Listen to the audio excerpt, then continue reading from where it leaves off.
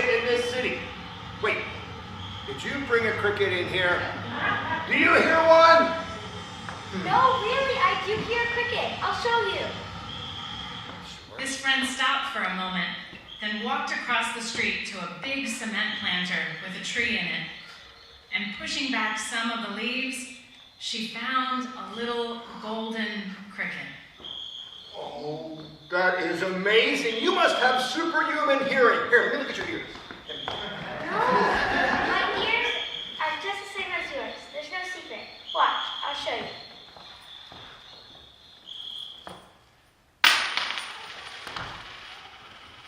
Amid all the noise of the city, everyone within 30 feet turned their heads to see where the sound of the money was coming from. You see, it's all a matter of what you're listening for.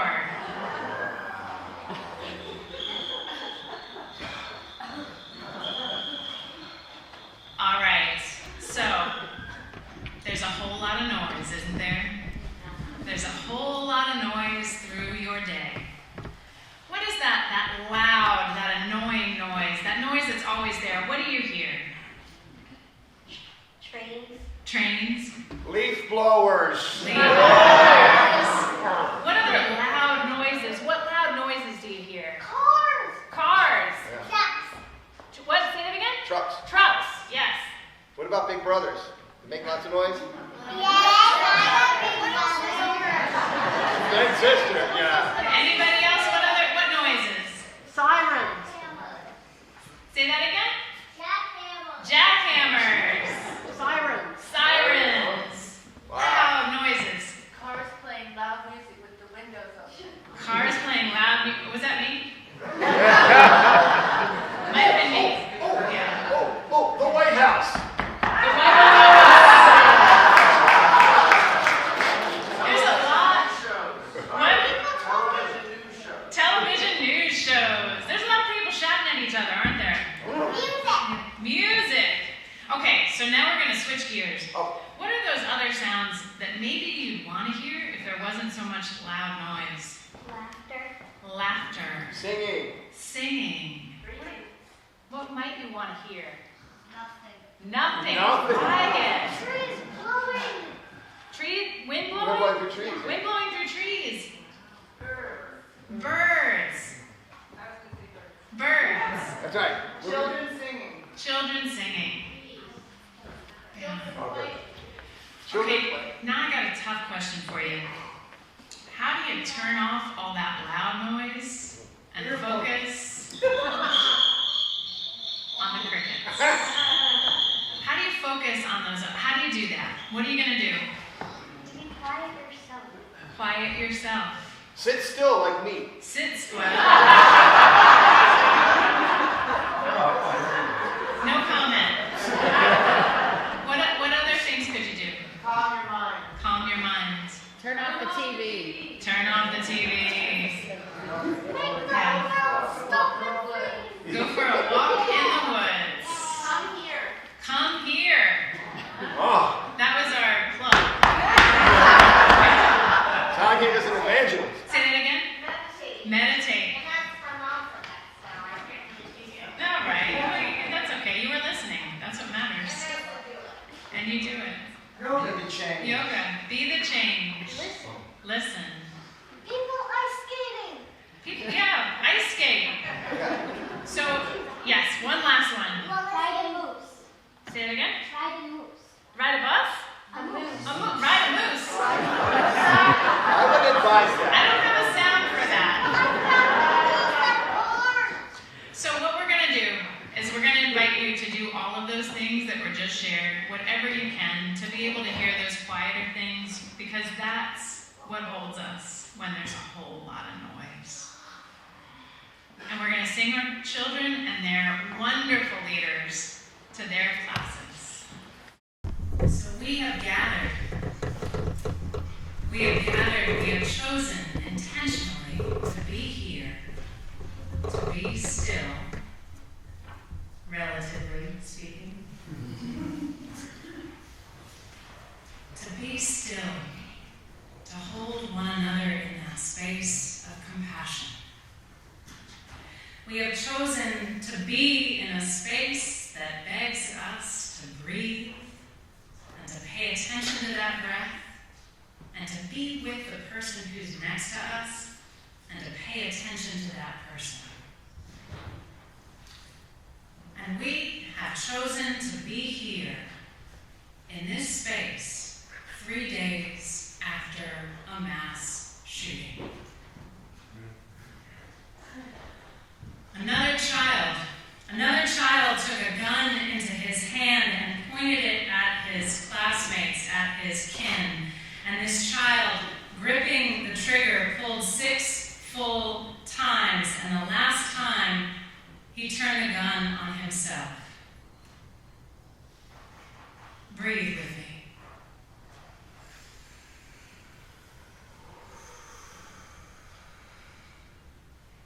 How can we be present? How should we feel?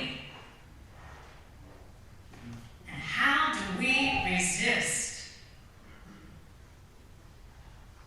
And finally, that question that I am terrified to ask, perhaps you are as well, what is moving in these our children?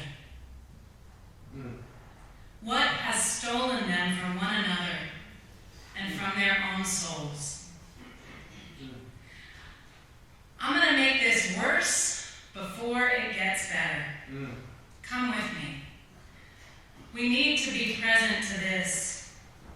We need to walk through the valley before we can get to the mountaintop. You know the valley.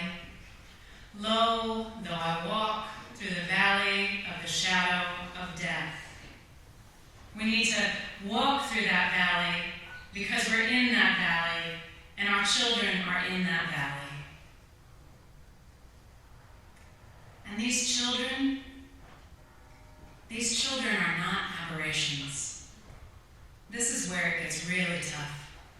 They are not especially broken, not much more broken than we are. We cannot dismiss them, segregate them, deny them, because we are a part of them and they are a part of us. The culture that is moving through them moves through this valley, moves through us. Indeed, we create, we sustain, we even reward this culture.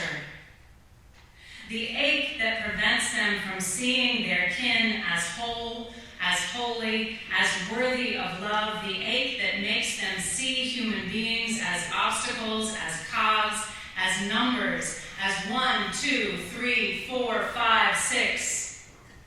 The blindness that lets them see humans as a commodity.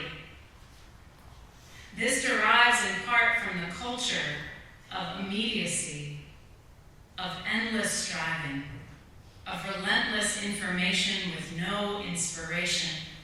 The culture of the anxiety to succeed. This culture, it moves through us, it tempts us, it steals us every moment of the day, and it is this culture that pulls us away from one another that we need to resist. Sabbath is resistance. Rest is resistance. Breath is resistance. Sabbath is the intentional act of stopping work. It's a heart resistance, but it's also a bodily resistance. Sabbath declares a bodily resistance to the anxiety system that pervades our social environment. We are a society of 24/7 multitasking, bent on achieving, accomplishing, performing, and possessing. No matter what or who gets in our way, we want more, have more, own more, use more. As Walter Brueggemann, contemporary theologian, offers, the rat race is a race of predation and usurpation. It is a restlessness that emerges as anxiety that is often at the edge of being unmanageable. When pursued vigorously enough, one is propelled to violence against the neighbor in an eagerness for what the neighbor has, even if all the neighbor has is breath. The rat race is a race past one another, and we are all susceptible to the race and the violence it engenders.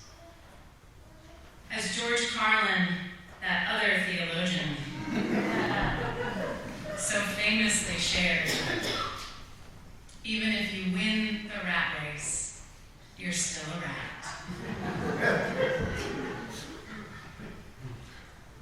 Yes, there are other forces that engender violence.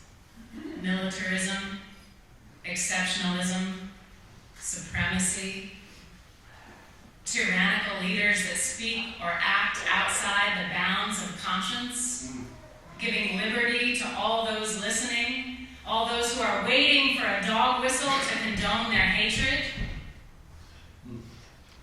But today we need to look at the violence that we are more apt to ignore, the one that we do, actually today, in this very moment, have some power right now to upend.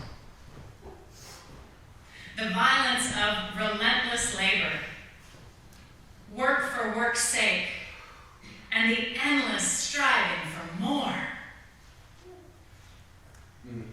Brueggemann reminds us to attend to the wisdom of the ancient scriptures. You know that story of the Hebrew people, the story of Moses and Pharaoh? In this faith tradition, in Unitarian Universalism, we often will meet them in the story in the desert. We often tell the story of their walk towards freedom. We might pause for a moment at the beauty of that burning bush where Moses was met with the voice of the holy. Take off your shoes, Moses. This moves us. We like to remember that this ground, that every ground can be holy ground. Even the ground of the valley, stained by so many murdered and maimed. When we touch our souls to it and hear our calling, it can be holy. We like this story. This is a hopeful story, and we like that other story as well, the story of the revolution, how the Hebrew people overcame, how they stepped into the water and the water parted, how they tasted freedom. But what we jump over, what we set aside, because it's ugly, is that other part of the story. We don't always look at the slavery, at the endless work, at the oppressive regime of Pharaoh. We skip over it, not because it's strange, otherworldly, but because it still reigns. Right here and right now.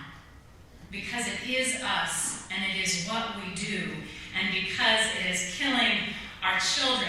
And I know it's what's killing our children because I feel it killing me. Do you feel it? Yes. Breathe.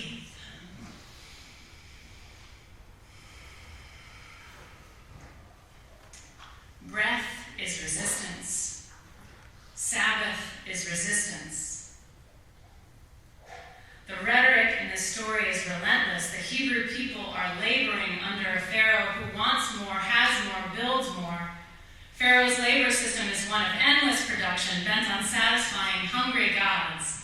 Says Brueggemann, the slaves produce more and more bricks that are used for the building of more and more supply cities in which Pharaoh can store his endless supply of material wealth in the form of grain. And since the system is bent on endless growth, a growth economy that relies on endless growth to prevent collapse, sound familiar?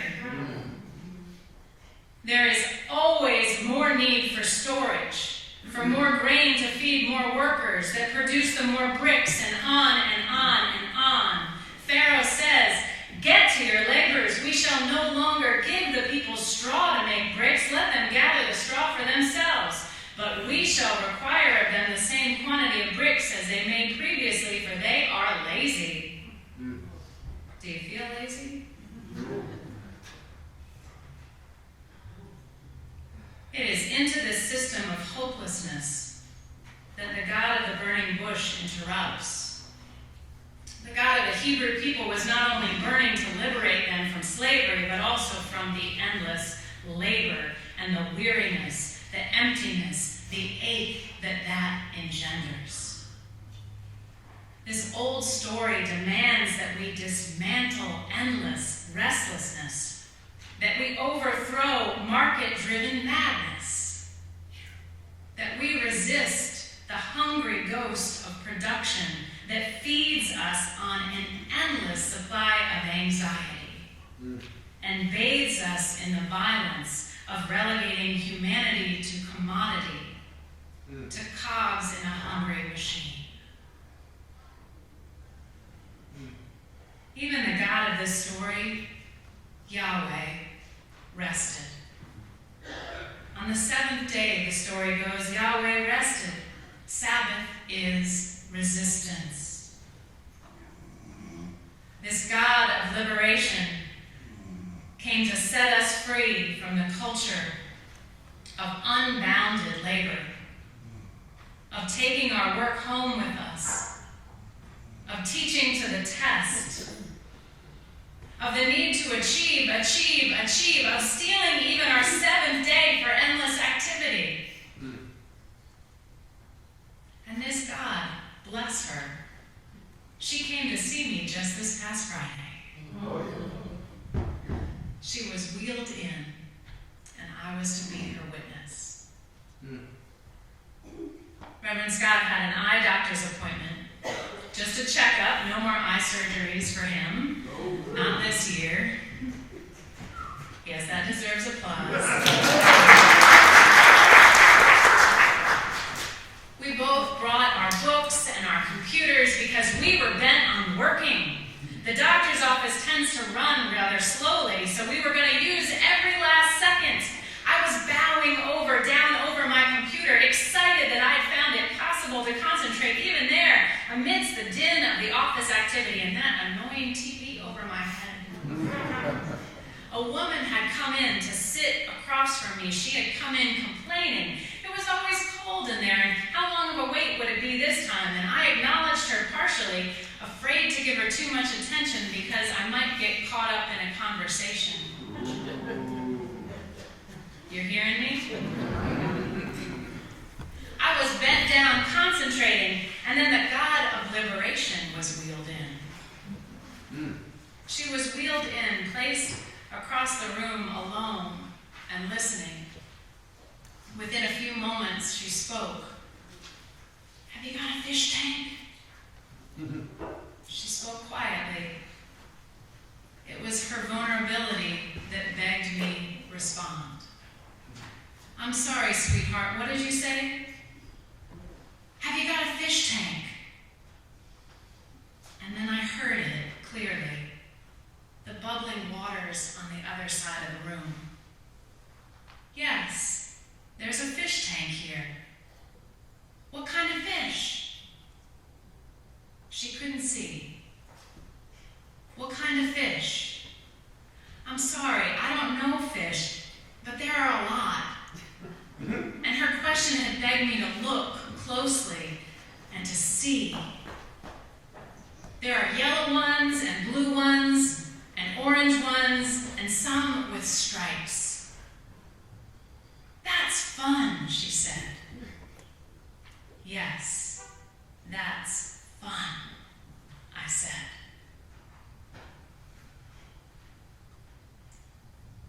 It was her vulnerability that I couldn't dismiss. And the fact that she was, in that relative blindness, listening for something real and bubbling.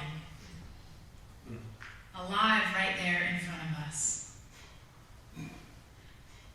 A few moments later, when I was still basking in the light of this liberation from production to relationship, from individual pursuit to kinship, I watched as an aide walked past this blind seer and rushing said, "Just give me a second, Sharon."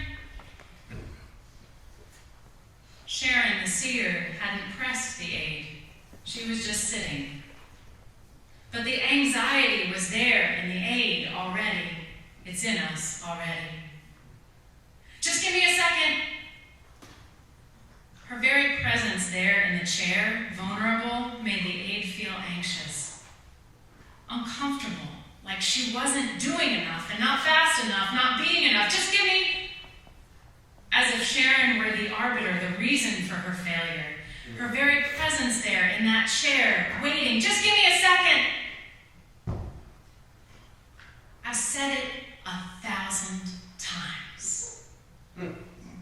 Right? When Reverend Scott is ready to leave and I'm not yet finished getting ready. When the cat is begging for food and I'm doing 3 other things. The number of times I've told my cat to just give me a second. When I only have 2 arms and 2 legs. When my dad wants me to help in the garden, but there are dishes that need to be washed in my mother's kitchen. When my meeting has gone late and you are waiting. When I've missed sending that email and you've gone wanting. Just give me a second.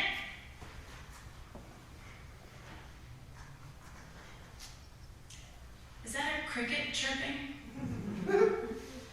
Is that a fish tank bubbling?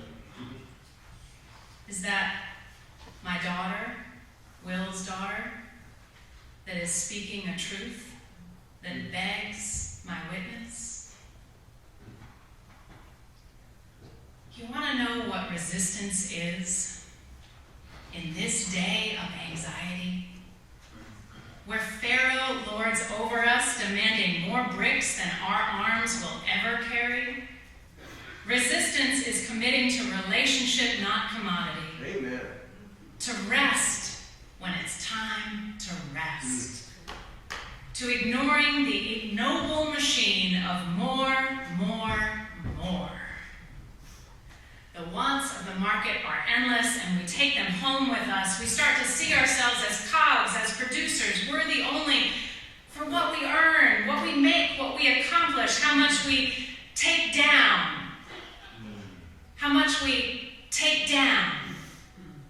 1, 2, 3, 4, 5, 6.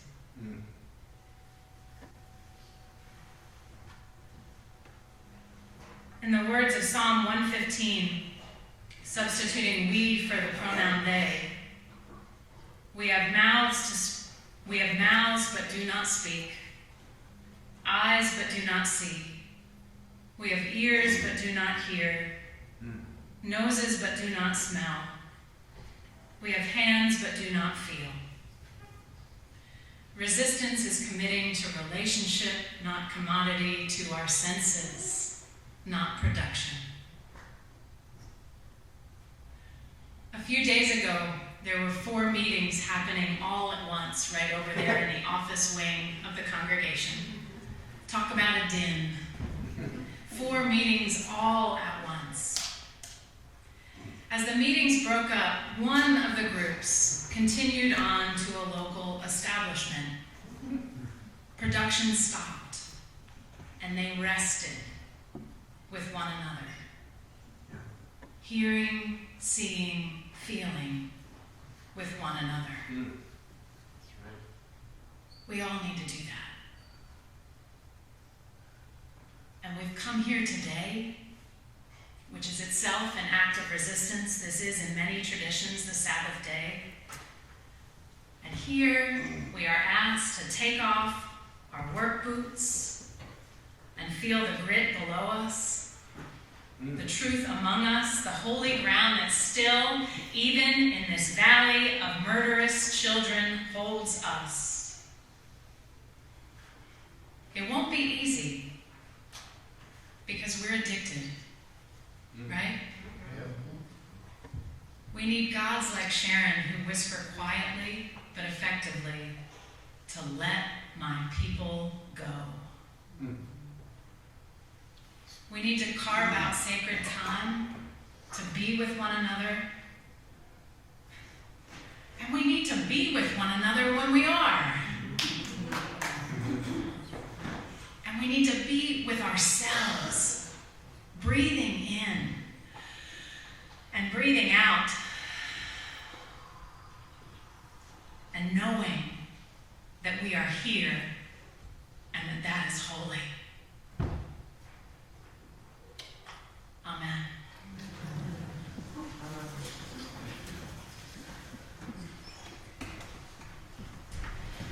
And another great form of resistance is to sing a song, and this is Blue Boat Home.